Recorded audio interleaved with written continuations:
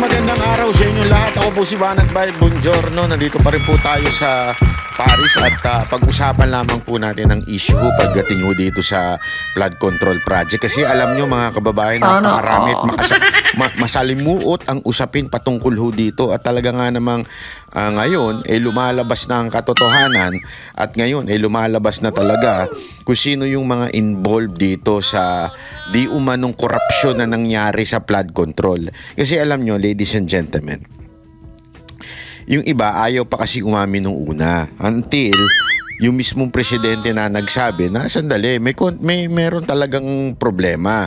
Ngayon, ibig bang sabihin nun dapat na tayo maniwala sa presidente? Ako, ito lang, simple lang sa akin to ha. May nakikita siyang problema, di ba? Meron siyang nakikitang pangyayari na talagang hindi na ma-deny, ika nga. Hindi na ho ito may tatanggi. Kasi every time na umulan, actually hindi nga lang ulan konting ambon lang, talagang bumabahaw sa Metro Manila. Malaking problema ho yan kasi lalo na pag sigurado yung bagyo, sunod-sunod, naku po, lulubog talaga Metro Manila. At talagang matindi ho ang ninakaw. Umabot ho nga 1 trilyon. Kung maalala ninyo, sabi nga ni Villanueva ay napakalupit na ho ng nangyaring I think how many billions or millions in a day ang ninanakaw. Ngayon, pinag-uusapan ngayon sa Senado yung mga kontraktor, pero may mas malalim pa pong dahilan. Kasi remember, hindi naman po ako naniniwala ako, yung mga kontraktor, may kasalanan yan. May mga kasalanan yan. Pero hindi naman nung gagalaw yan, hindi yan makakagalaw nang walang sumusuporta sa kanila mga mambabatas. Kung walang mga nasa gobyerno. Una, paano ka maka-accredit? Di ba? Paano ka mabibigyan ng lisensya at para tumanggap ka ng proyekto mula sa gobyerno? Napaka-imposibleng mangyari po yan kung wala kang koneksyon. Di ba? As a matter of fact, yan nga ho ang dahilan kung bakit tumutulong ang mga negosyante sa mga kandidato. Lalo na sa mga distrito, sa mga mambabatas, lalo na tumutulong sa presidente, lalo na pag tumulong ka sa presidente, matik na yun, DPWH, kuha mo na yun, di ba? Sa mga senador, actually senador ang pinakaliste kasi nga hindi ganun sila, wala silang hawak na direktang hawak dun sa distrito. May hawak talaga sa distrito yung mga congressman at saka yung mismong DPWH na nangangasiwa ng mga proyekto na yun. Di ba ho? Kaya nga kung maalala nyo, dati dalawang pinakakurap na ahensya ng gobyerno. Ano yun? Yung DPWH at saka yung Bucor. 'Di ba yung customs, 'di ba? Sorry, hindi pala Bucor. BOC, Bureau of Customs, 'di ba? Ibig sabihin, yan yung talagang pumapasok yung pera. Ngayon, sa sobrang daming nagnanakaw, hindi mo na alam kung sino yung 1 o sino yung number 2, 'di ba? Hindi totoo, walang biro, 'di ba? Hindi mo na ngayon alam kung sino sa kanila yung 1 or 2 kasi nga ang dami ho. Sa bawat ahensya ng gobyerno may negosyo. 'Di ba? Malupit ngayon. Siguro, dati nga, ayoko na mag-comment pero ang dami ho talagang ngayon, ang daming negosyo na ginagawa itong mga hayop nating mga nasa gobyerno. Ito ang pinakamalupit. Pumutok talaga itong, kasi masyado namang sinagad diba? Sinagad ng DPWH at saka ng mga kongresista yung pagnanakaw. Diba sabi nga ni Magalong, kung dati medyo may hiya-hiya pa, ngayon hindi na, talagang sagad na sa buto yung winawalang niya. Literal na winawalang niya. Mismo ngang itong ating Pangulo, di ba? Nag-iingay-ingay pa ngayon na kesyo wala siyang nakikita. Sabi ko, pambihira talaga itong Pangulo natin. Di ba nagpunta siya sa isang lugar, wala daw siyang makita. Pambihira ka. Mantakin mo, bilang presidente, wala kang kaalam-alam na nangyayari yan sa ilalim mo. Anong klase kang presidente? Sabi nga nila Di ba? Sinasabi nila, dapat daw ngayon si Bunuan, yung sekretary ng DPWH, mag-resign na. Di ba? Kasi, totoo lang, dapat daw mag-resign na kasi nga, yung mga bata niya, yun yung may mga control ng ghost project. Tama naman din yun kasi command responsibility. Pero sa akin, ang dapat mag-resign yung presidente. Kasi mantakin mo, nangyari sa lahat ng term mo ito nang wala kang kaalam-alam at talagang sinasabi mo, walang niya na yung korupsyon. Kung sa ibang bansa ito, kahit pa paano may kahihiyang pa yung Pangulo. Yan, totoo.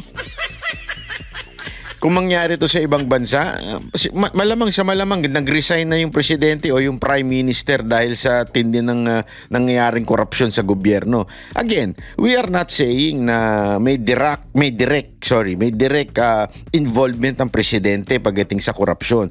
Oo, posible, hindi ko sinasabing oo, pero posibleng wala siyang alam, posibleng hindi siya nakikinabang, pero the mere fact na napabayaan mo, di ba?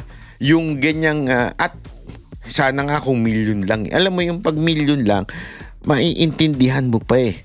Parang, sige, nakalusot, is milyon, di ba? 100 million. Kasi, eto tinan nyo. Galit na galit sila dun sa confidential funds ni VP Sara Duterte na ilang milyon. Tama, mali? Wala pang 100 plus million lang ata yun or something eh. Galit na galit sila doon. Kesyo, quote-unquote, nawawala daw dahil sa confidential. Kasi kung yun yung confidential funds eh. So parang hindi daw alam kung saan ginamit. Di ba ganyan ka-plastic yung mga animal na mga kongresista natin eh. Hindi namin alam. Dapat alaman natin yan. Dapat panagutin niya. Ulul, mga tarantado kayo. Eh kayo nga, di ba, nag-aalat kayo sa distrito ninyo na mga mas malaki pa sa 1 milyon, 100 million kuno ni VP Sara Duterte. Kayo talagang ghost project dun sa nangyayari dun sa mga distrito ninyo. At hindi lang 100 million yan. 500 million, may 1 billion. Ganun katindi ho yung mga proyekto na yun na nawawala. Eh kung ako nga yan eh, di ba? O sabihin na natin walang kinalaman si Romualdez at saka yung dating APRO na si Zaldico, walang kinalaman, di ba? Pero the mere fact na kayo ang may responsibility diyan, di sana nag-resign na lang kayo bilang speaker o kaya APRO, di ba?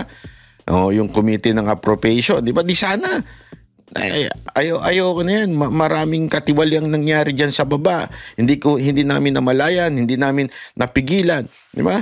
Again, hindi ko sinasabing meron silang kinalaman, pero the mere fact na kayo ang leader na nandiyan, na dapat sanang binabantayan ninyo ang pera ng taong bayan, wala, nakalusot sa inyo. So, yun pa lang siya nakalusot, dapat mag-resign na kayo.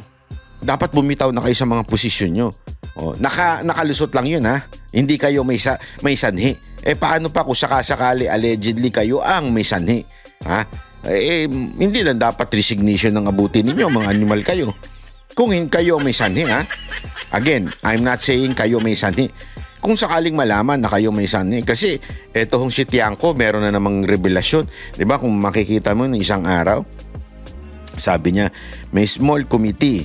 Tinatanong niya doon sa bagong, yung bagong chairman, yung chairwoman ng APRO na committee. Tinatanong niya, asa na yung report nung small committee, kasi dapat nasa batas na lahat ho ng gagawin ng mga kongresista ay may report po yan. Ibig sabihin, parang may minutes, di ba? Parang alam mo yung pag may meeting, kailangan lahat siya nakasulat. Lalong-lalo na ho ito, pinag-uusapan pera. So dapat may minutes yan. Tinatanong ni Tiangco, walang maisagot yung APRO, di ba? Kaya hindi ko pa panahon yan. Hindi yun eh. Hindi yun ang punto doon eh. Whether panahon mo o hindi mo panahon, ikaw na ngayon ang chair ng APRO, so dapat may record dyan. Kukunin mo yung record, ito yung record. Wala namang sinasabi si Tiangco na kasalanan mo. Ang sinasabi lang niya, asan yung record? Di ba? Pakinggan natin itong bagong interview ni Tiangco tungkol dito. Si Navotas Lone District Representative Toby Tiangco. Good morning po, Kong Toby. Yes, good morning, Ted. Opo, salamat po sa panahon. Ito si Chacha. Go, Good Cha. morning po, Kong Toby. Congressman. Yes. Good morning. Thank you po for being on the show. Congressman, kahapon nga po imbis na smooth sailing yung hearing, umpisa pa lang, nagkaroon na po kayo ng diskusyon nitong appropriations chair na si Congresswoman Micaela Swansing. Pwede po ba nating maikwento sa mga nakikinig po at nanonood Sige, sa atin? Ano po kwento ba niyo yan. nangyari? Bakit medyo nagkainitan po kayo? Ay, first of all, hindi po natin intention yan. No? Ang intention natin is maging smooth sailing. Kaya nga, unang-unang araw pa lang, ay itingi ko na yung report ng small committee ng 2025 budget. No? Kasi di ba lahat po nakatuon doon sa BICAM, pero yung small committee, walang report yon. So yun yung unang pagkakataon na magkaroon ng insertion or amendments. No? Hindi naman lahat ng amendments ay masama. No? Pero gusto lang natin maging transparent yung amendments dahil alam naman ni Ted yan, bago ka makapagdagdag sa isang ahensya, dapat magbabawas ka sa isang ahensya. So yun lang naman gusto natin makita doon sa 2025 budget. And moving po. Yun po. So hinihingi ko lang, Take note hindi ho ito pro Duterte. Ito ay pro Marcos. Okay? Take note. Tuloy natin. and basta ang maliwanag po ngayon, we just have to move forward na wala talaga yung report, no? So ang kailangan natin ngayon is kailangan sa tingin ko yung liderato ng House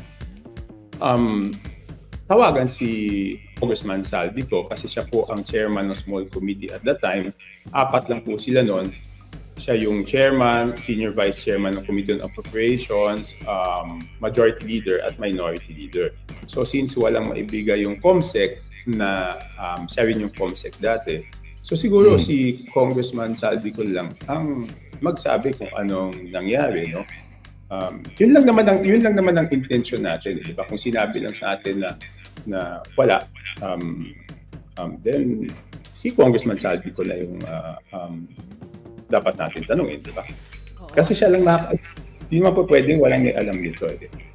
Ang naging sagot po kasi sa inyo dyan ni Appropriations Chair Micaela Swansing, ang sinasabi niya po, hindi niya nga daw po saklaw itong hinihingi ninyo na small committee kasi hindi pa siya ang chair noong 19th Congress. Pero may binanggit din po kayo nga, ito rin yung binabanggit nyo na rin ngayon, na kapag wala silang naibigay in 5 minutes kahapon, ibig sabihin, hindi nga ito nag-e-exist.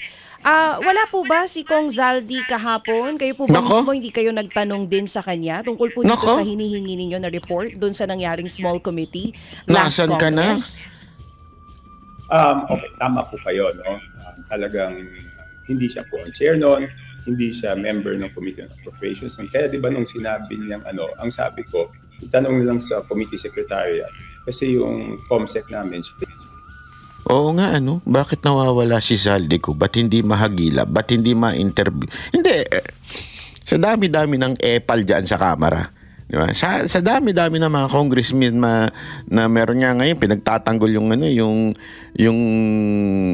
yung house keso bakit daw sila sinisisi. Ang daming mga madadaldal na hinayupak dyan Ang daming bida-bida dyan. Na hindi ka naman dapat magsalita. Diba? Bakit hindi naman ikaw yung sinisisi? Hindi naman ikaw yung pinupuna. Pero ikaw yung depensa ng depensa. Anto, may bayad sa kakadepensa nyo? Hindi ako nagtatanong lang ako Bakit kayo depensa ng depensa? Ang tinatanong dito, itong chairman ng APRO na si Zaldico, dapat siya ang sumagot. Hindi, yun lang Dapat siya po ang sumagot sa mga katanungan na ito. Asa na yung transcript nung yung small committee na asa na yun, di ba? Bakit wala kang hindi ko maintindihan Ito, ay napakagaling ng media. Hindi, isipin nyo, napakagaling ng media. Bakit di nila matanong si Saldico? Hindi na pumapasok sa kamera? O hindi nyo nakikita? Hindi, kasi hindi ko mag-gets yun Si Saldico lang makakasagot nito.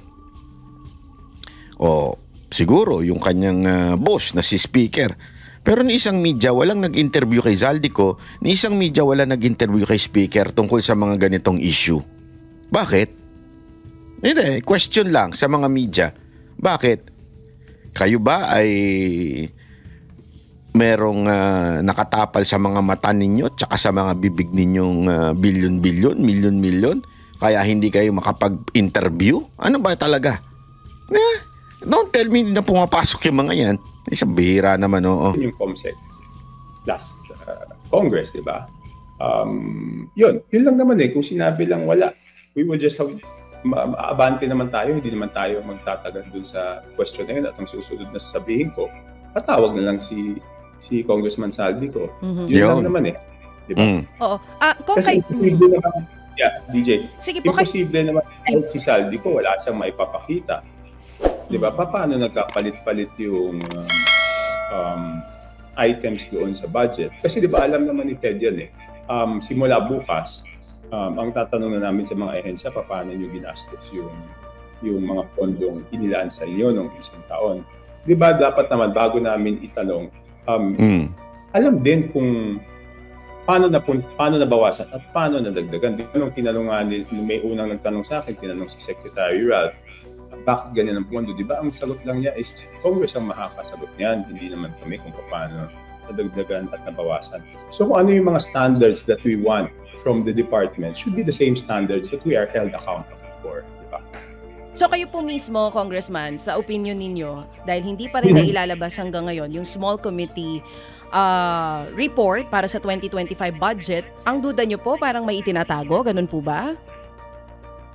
I mean, ano pa bang iisipin natin, di ba? Ibig sabihin, tanungin lang sa Saldi, ano ba? Paano ba nabawasan yung ibang departments? Paano ba sila nadagdagan? At bakit sila nabawasan? At bakit sila nadagdagan? Wala na ibang makakasagot niyan. sa ngayon, wala na ibang makakasagot niyan. Sino pa pong makakasagot niyan?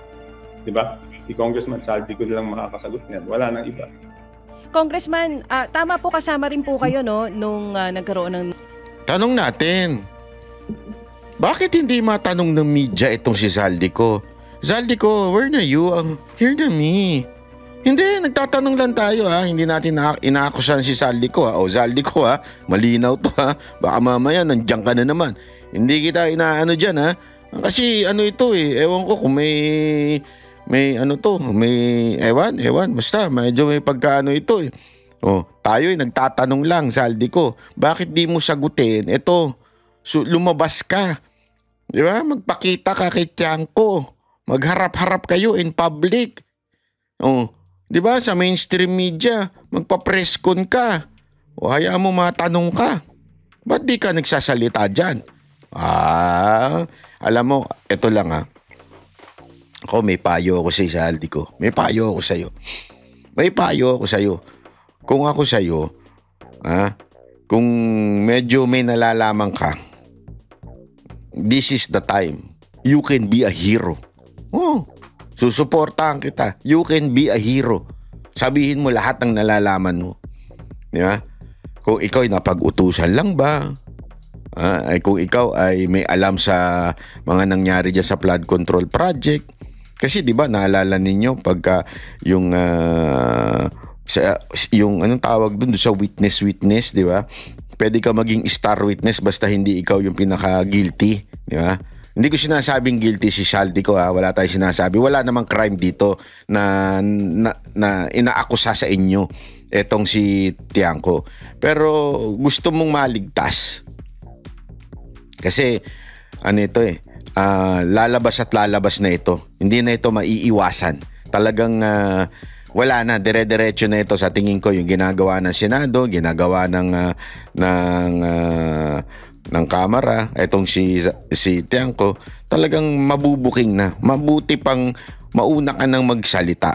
Ngayon lang sa akin. Deliberation dati sa 2025 budget. Ang binabato po kasi ng ilan sa inyo, kung talagang matagal na pong may problema sa proseso po sa small committee, bakit daw po nung panahon na na-ratify yung 2025 budget, hindi daw po kayo nagsalita noon? Bakit ngayon lang? Okay, a good question. Bakit ngayon ka lang? I can send you the transcript later. My first term in Congress, 15th Congress, 2012, question ko na yung proseso ng HGAP, ng pag-approve ng HGAP. Naulit po ulit yan, 2014, question ko po ulit. I can send you the transcript of records later on. So hindi po totoong ngayon na ako nag-question doon sa proseso sa budget. Pero walang nangyayari kasi doon sa mga panahon na yun, independent din ako, di ba? Kaya nga umalis na ako sa mayorya para talagang freely ma-question ko. At kaya ko lang naman iniisip na may pag-asang baguhin ngayon is because doon sa salita ni Presidente BBM. Otherwise, admittedly, walang pag-asang baguhin yung sistema niya. So, sa salita lang ako nasasalita. Ano naman yun? Wala naman mangyayari. Nasabi ko na yan dati, di ba? So, tama So, mas mabuti yung panag na 2012 pala. So, 2012 budget was done in 2011. So, noon pa lang nagque-question na ako ng mga proseso sa budget. No? Tsaka yung small committee kasi dati, ang tanda ko, hindi naman ganyan ka-small. Hindi naman 4 na tao yata yan noon eh. Medyo mas malaki ng konti. Kung hindi ako nagkakamali, baka mga 10. I mean, I'm not sure. No? But nagulat lang ako na this time, 4 na. Oo. Kailan po nagsimula? Yung sinasabi niyo kung dati di naman talaga ganyang kaliit. Kailan lang po nagsimula na naging 4 na lang yung miyembro ng small committee? Hindi. Ang tinignan ko lang records is yung 2025 budget. No? At saka bakit ba ngayon biglang-bigla, di ba? Hindi naman ako lang ang nagsimula magsabi na it is the pinakamasamang budget yan, di ba? Eh kung dinidescribe ng tao na pinakamasamang budget yan, hindi ba dapat tignan ko ulit? Kung hindi naman describe na pinakamasamang budget to, edi wala naman palang problema. Let's move forward. Hindi naman ako nagsabing pinakamasamang budget yan. Diba? Madaming tao nagsasabi pinakamasamang budget. So, pag sinabi ng taong pinakamasamang budget, hindi ba natin dapat tingnan? Ang plano nga po ngayon kung Toby, buwagin na daw po yung small committee. Parang papalitan daw po yan ng mas malawak na subcommittee. Kayo po ba pabor dyan? I mean, it's a good first step moving forward, di ba? Pero ang hindi na naiintindihan, kung hindi naman natin binase itong issue ng small committee, will they change it? No, because nung una kong rinase yan, right after the SONA, di ba sumagot ka agad yung spokesperson ni Speaker Romualdez? Sabi niya, ay dapat si Kong Toby ang mag-propose. Hindi niya po siguro alam yung rules namin sa House na yung small committee is an amendment of our rules. So, hindi naman yan yung rules na ginagawa namin eh. So, sila nag-amend, di ba? So, nung una, may resistance. Pero nung huli, pumayag yun sila. Eh, kung hindi natin rinase itong issue na to, hindi sila papayag. But I'm thankful it's a good first step moving forward for the 2026 budget. But still, Chairman Saldico must be accountable for the 2025 budget. Ngayon, pag sinabi natin moving forward, okay, number 1, sinabi nila na mas malawak na. Number 2, tinanong ko kung anong proseso. At ito yung pinakamahalaga. Kasi yung small committee, ang nangyayari nun sa small committee, mag-a-approve muna kami on second reading. Tapos, may kapangyarihan yung small committee na baguhin kung ano man yung in-approve namin on second reading. So isipin nyo, in-approve namin sa plenaryo, tapos sila may kapangyarihan na baguhin kahit ano yun. At ang masama, hindi walang report, di ba? Kung ano yung binago nila. Ngayon, pagdating dito naman sa subcommittee on budget amendments, ang commitment naman nila kahapon, which I think is maganda rin, is after ma-approve on second reading, wala nang babaguhin. Di ba kasi, alam naman ni Ted yan, naging congressman siya dati. Dati nga, bantayan yan pag piniprint kasi Grabe, no? Alam mo, isang matindi dito. Nagde-deliberate pa sa House, nagde-deliberate sa Senate, tapos may BICAM, tapos lahat naman din yun, babaguhin lang ng small committee. Di ba? Ako hindi ko nga magets eh. Alam natin ang kaloko-loko yung budget. Di ba? Alam natin na may problema dyan dito sa flood control, kung saan-saan. Alam naman ni Marcos ito. Di ba? Alam naman ng mga senador ito. Sana ito lang sana puntiryahin na natin. Sana puntiryahin na natin kung sino ba talaga may kasalanan. Dapat panagutin natin itong small committee na ito. Hindi pa pwedeng ganun-ganun na lang na, okay na. Ano na tayo? Quits na. Tapos na itong budget ng 2025. So, move on na tayo. Hindi pwede. Uulit na naman yan. Dapat baguhin na talaga yung sistema ng small committee na yan pagdating sa budgetan. Kasi uulit na naman yan eh. Kaya tama itong idinidiinityan ko. Although, may punto si Marcoleta, may punto rin si Lacson doon sa pagbubunyag niya Hindi, may mga binunyag naman pangalan. Okay? May mga binunyag naman pangalan pero nakakabitin kasi. 'Di ba? Para sa akin ito wala ko sinasabing mali ang ginawa nila Marcoleta. Maganda. Sa simula, maganda. Kay Lacson, maganda rin sa simula. Lahat yan napakaganda sa simula. Sinasabi lang natin na medyo nabitin tayo kasi para tayong nanonood ng TV series, di ba? Manonood ka ng TV series, season 1 o kaya series na 1, 2, 3, di ba? Tapos biglang nag-stop. Mabibitin ka dun, di ba? Yun yung sinasabi natin, mabibitin ka. Kaya nga, meron tayong mga gustong mangyari at sinasabi natin dito sa mga senador na ito, uy, baka naman, pwede niyong puntiryahin na talaga yung kontrabida doon sa pelikula. Puntiryahin na natin, pangalanan na natin. Sino ba ang nag-a-approve dito? Alam mo yan, eto, again, pinupunto si Marcoleta, yung contractor. May pinupunta si Lacson, yung contractor din. May ilang pinangalan ng kongresista. Pero sandali, lahat ito, pati yung kongresista, hindi makakagalaw yan without the approval ng leadership ng Kamara. Ano yun na natin? Diretso yun na, bakit ganito? Yeah? Huwag kayong matakot. Hindi porket equal branch kayo, ibig sabihin tatahimik na kayo. Hindi, puntiryan nyo na. Ikaw ang nag-approve nito. Asa na itong budget na ito? Ganun. Yun lang sa akin kasi halimbawa ito, pakinggan natin to si Lacson. Idinitalya ni Senator Panfilo Ping Lacson sa kanyang privilege speech kung paano sinasagawa po ang pagnanakaw ng pondo para sa mga flood control project. At pinangalanan po ng senador kung sino-sino ang ilan po sa mga kontratista at mga politikong sangkot dito. Detalye sa live report ni Mean Corvera. Mean. Ali, orchestrated daw ang pamamaraan o hatian sa lahat ng pondo para sa mga flood control projects sa gobyerno. Ayon kay Senator Ping Lacson, hinahati o kinakatay ang pondo sa pamamagitan ng SOP, ng lagay, ng reseta at tinatawag niyang parking fee. Ang malaking tanong, ano ang riverbank protection structure na pinondohan at sinasabing completed dito? Ito po bang nakikita nating puting pader sa screen? Pader nga po yan, Mr. President. Perimeter fence ng subdivision. Mr. President, sari-saring gimmick, makapandaya lang ng milyones sa kaban ng bayan.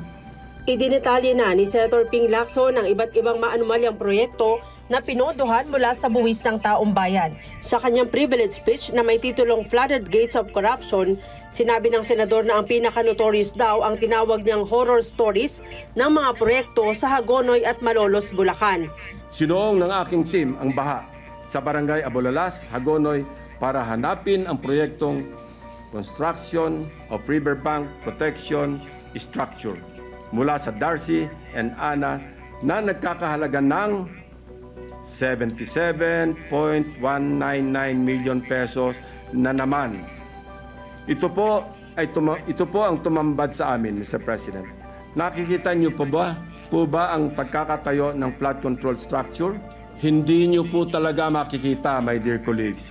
Guni-guni lang kasi ang flood control structure o riverbank protection kung saan dapat nakatayo ang Darcy and Ana project.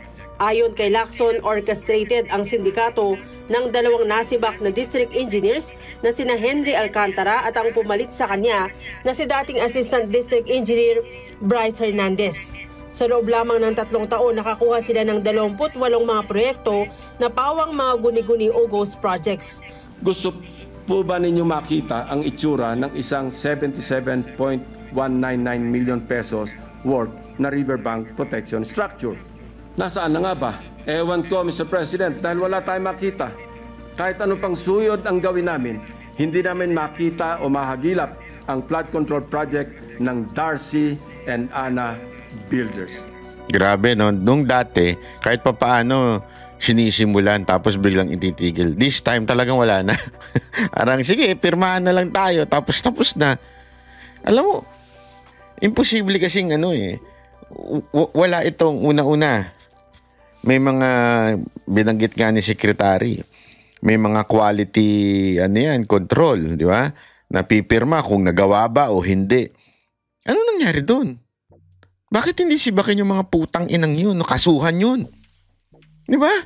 I mean, lahat yan mula sa baba, kasi mula sa baba yan yung mga nag-a-approve, tumitingin, nag-check, yan. Hanggang sa director, district director, di ba? Kasuhan yan. Oh, actually, sa totoo lang, kung ako lang ay abogado at may kakayanan, kakasuhan ko pati yung sekretary. Totoo. Alam mo, Attorney Torion, kung ako sa'yo, kasuhan mo na yung dapat lahat ng kasuhan. Para talagang kasi sabi to ito, mantakin mo, kapala na ng mukha ito. Wala, as in, wala doon sa location. Anong katartaduhan yun? Hello, Darcy. Ang Ana and Ana, nasaan ng flood control? Ang kontraktor ng mga proyekto ang Wawa Builders at Darcy and Ana Builders.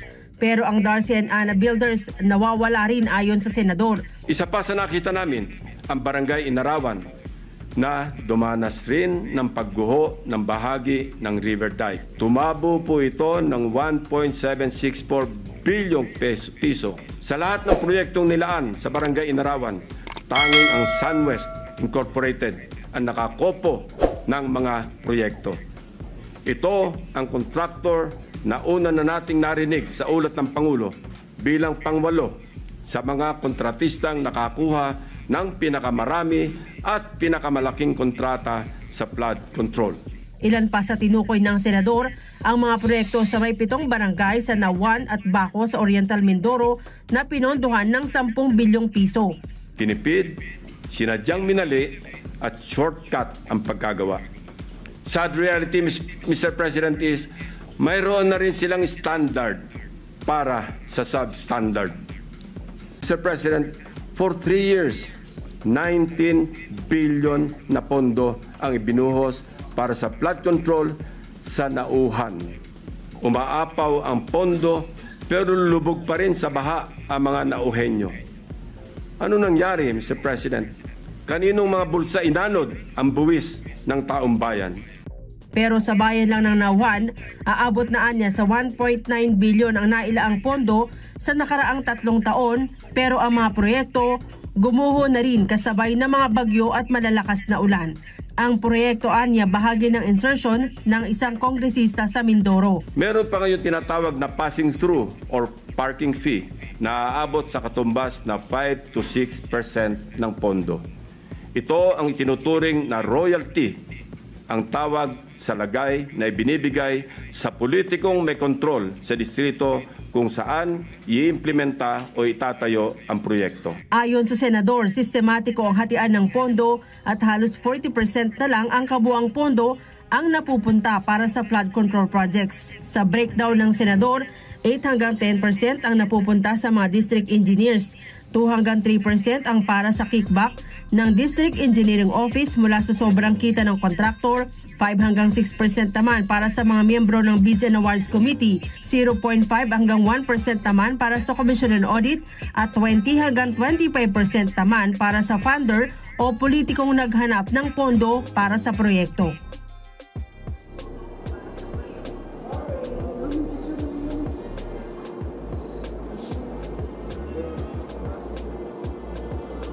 Grabe, no? Ito. Ali, hindi pa Papakita ko sa inyo ito, ha. Ayan. Ito po yung post ni MJ Mondehar. Alam naman natin, matikas tong si MJ Mondehar. Yan yung summary nung sinabi, kinwento ni, yung inano ni Lacson, ha? Para ho sa atin ho itong maganda ito kasi malupit itong ito. Sandali, asa na yun? Chotomate. Ito. Sabi niya, ito ang tunay na issue, hindi cover-up story. Kasi alam nyo naman, di ba? Sinabi ko nga ho sa inyo si meron ako narinig na balita, ikikwento ko na lang uli para sa mga hindi nakapanood kagahapon.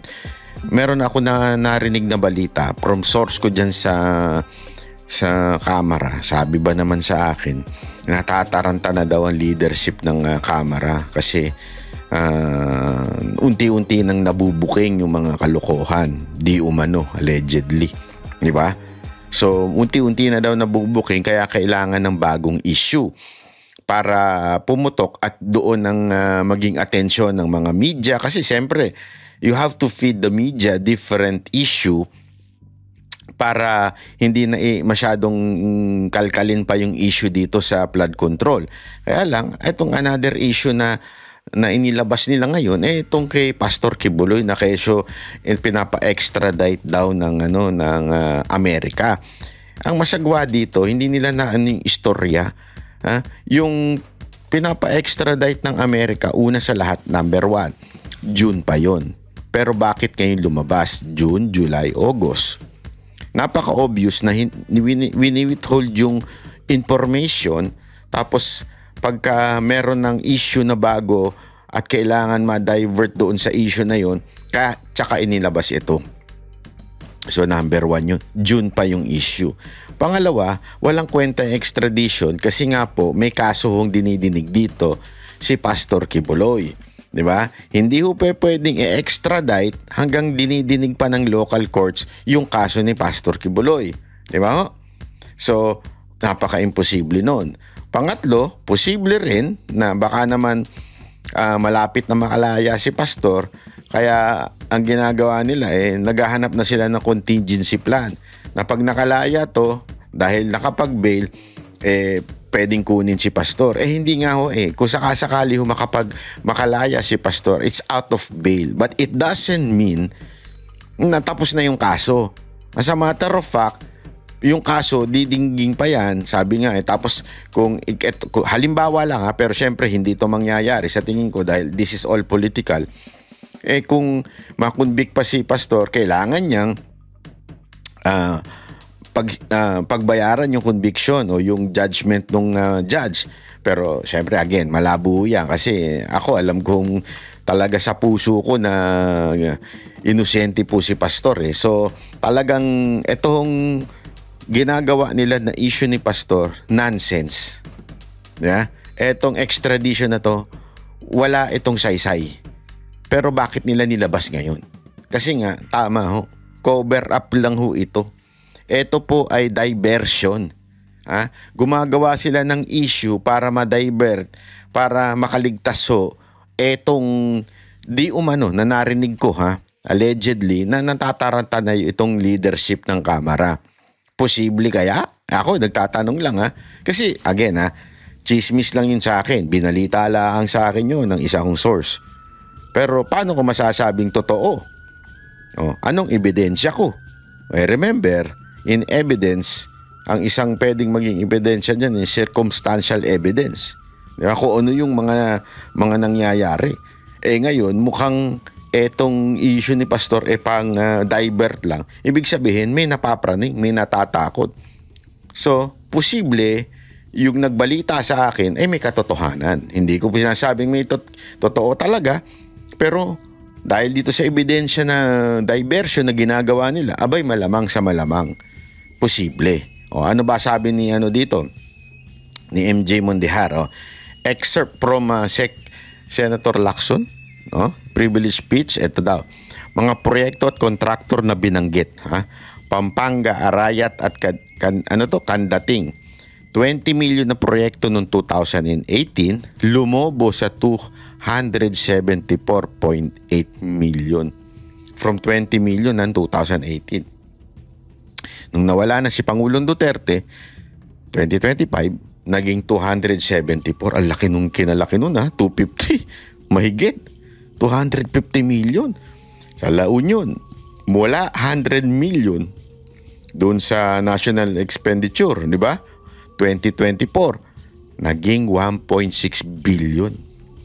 Sagaan noong 2024. Yung NEP, yun po yung proposal ng budget ng DBM. Yung GAA, yun na yung batas. Ibig sabihin, yun na inaaproban. So, imaginein mo Sa La Union to. Sino ba kongresista dyan? Hanapin natin. Marami dyan. La Union. 100 million. Imaginin mo yun, 100 million. Naging 1.6 billion. Putang inang laki nun. Hayop yun, ha? 2024 ito, ha? Ibig sabihin, yun lang yung ibinigay ng DBM, tapos naging 1.6. Hayop. Di ba? Oriental Mindoro. Baco Barangay Buntik ako nang masabing bulbul, Burbuli. 95 million na proyekto. Contractor Silverworks Construction. Yan. Oriental Mindoro din. So San Jose, 231 million na proyekto. Oriental Mindoro, 1.8 billion road. Hindi, binabanggit natin ito para makita ninyo. Ha? Barangay San Jose. Ito, Barangay Nauwan, Barangay Inarawan. 1.8 billion dike project. Meron ba yan? Picturean ninyo.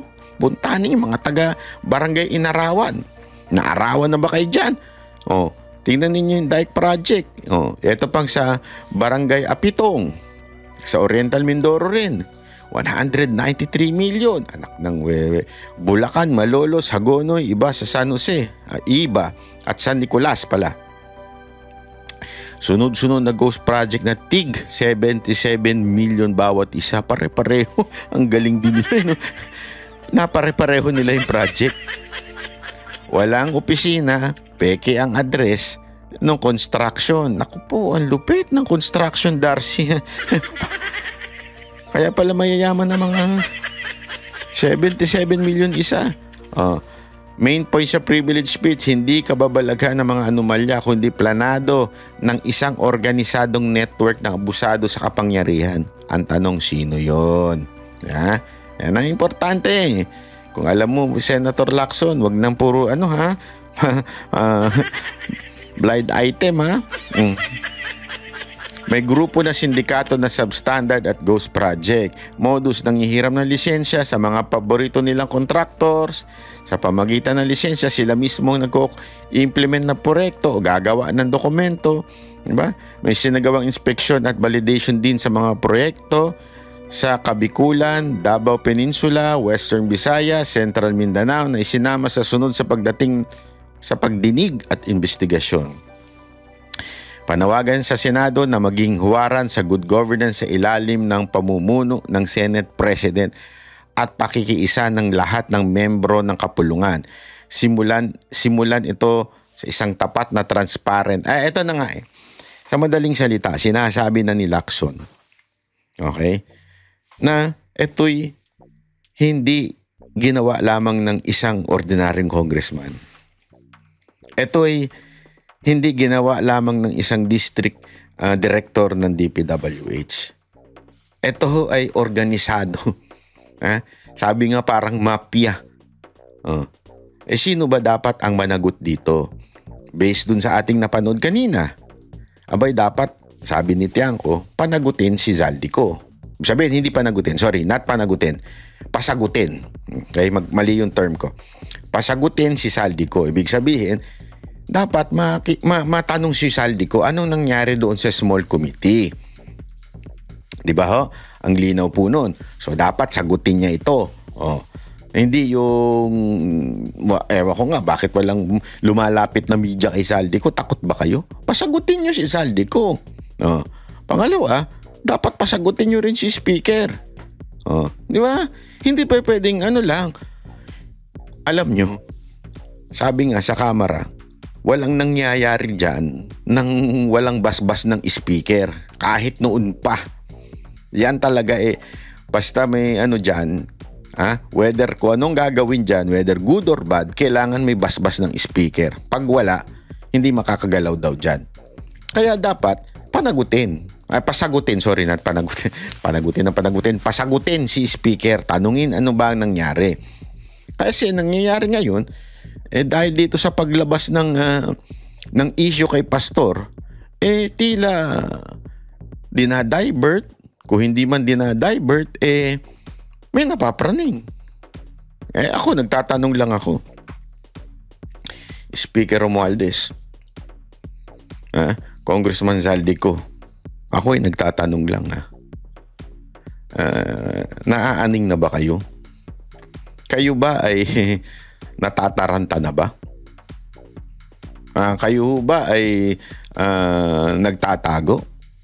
Ako'y nagtatanong lang. Ito'y walang halong malisya. Ako'y nagtatanong lang. Kasi hindi lang naman ako naghahanap sa inyo, pati si Tiangco, di ba? Nagtatanong. Ano ba talaga ang tunay na nangyayari dyan? Mismong presidente nagsasabing doon sa kamera nung SONA, mahiya naman kayo. Sino yung kayo? Kayo po ba yun, Sir Speaker Romualdez? Sir Congressman Zaldico? Kayo po ba yung tinatanong ni BBM na mahiya naman kayo? Kung hindi, abay, pakisagot sana sa media. O kung gusto nyo, kahit sa akin nyo nalang sagutin. Ako'y tanong lang naman po ito. Eto ho bang mga quote-unquote issue na tulad nung kay Pastor Kibuloy? Ito ba'y diversion? Totoo ba yung naririnig natin na natataranta na ang kayong mga leaders diyan sa kamera? Tanong lang po ito. Maaari nyo sagutin o maaari nyo hindi sagutin. Nasa sa inyo na po yan. Basta kami nagtatanong mamamayang Pilipino, yung sobrang laki na tinaas na budget sa mga flood control project, asa na yun? Yun ang tanong dyan. Asa na po ba yun? Meron na po ba kayong alam, idea? Baka lang meron kayong alam. Kung maaari, sagutin nyo na. Huwag nyo nang antayin na mag-isip ng kakaiba itong mga Pilipino at isipin na kayo ay sindikato ng mga korap na opisyal ng gobyerno. Bago pa isipin ng taong bayan yan, sagutin na huna ninyo. Ano ba ang ginagawa ninyo doon sa nakaraang budget? Pakipaliwanag po nga, sir. Kasi karapatan namin bilang mga Pilipino, taong bayan, na kayo ay tanungin. Bilang mga public servant, asa na yung budget na yun? Bakit dumobo ng ganyang kalaki? Tapos hindi makita yung mga flood control projects. Asan yun, sir? Mga ma'am. Di ba? Hindi lang po si Speaker ang ating tinatanong. Hindi lang po si Zaldico. Tinatanong natin. Pati yung ibang mga kongresista na district, etong mismong may mga nakakatanggap na project na nireveal ni Lacson. At maging ang DPWH, dapat ipaliwanag niyo yan. Secretary Bonoan, kung hindi mo kayang paliwanag yan, bumaba ka na sa pwesto. Kasi, paano nakalusot sa ito? Kayo ang direktang merong responsibilidad dyan. Hindi ho yung contractor. Dapat, dapat binabantayan ninyo kung nagagawa ba yung proyekto. Yan ang trabaho ninyo bilang sekretary. Yung mga tauhan ninyo, nababantayan ba? Bakit ganyan? Wala. Dapat ho kayong sumagot. At kung hindi nyo kayang sagutin niya, mag-resign na lang po kayo. Ako po si Banat Bay. Maraming salamat.